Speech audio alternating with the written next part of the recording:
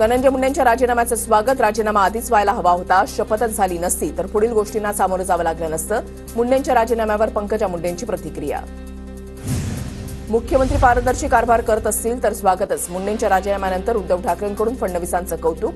तर मुंडेंच्या राजीनाम्याचं खरं कारण समोर यायला हवं. ठाकरेंकडून शंका उपस्थित. धनंजय मुंडे यांच्या राजीनाम्यानंतर आता राष्ट्रवादीमध्ये हालचालींना वेग. मुंडेंच्या जागी आता छगन भुजबळांची सरकारमध्ये एंट्री होणार का? मुख्यमंत्री देवेंद्र फडणवीस अजित पवार यांच्यामध्ये या संदर्भात प्राथमिक चर्चा झाल्याची सूत्रांची माहिती. देशमुख हत्या प्रकरणाचा 90 दिवसांच्या आत तातडीने निकाल द्या, अन्यथा राज्यभरातील ग्रामपंचायतीचे सरपंच रस्त्यावर उतरणार.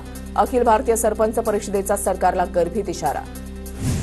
वाल्मिक कराडला फरफटत आणायला हवं होतं. पुण्याच्या पालकमंत्र्यांनी उशिरा का होईना प्रतिक्रिया दिली. मुंडेंवरील प्रश्नावरून सुप्रिया सुळेंचा अजित पवारांवर निशाणा.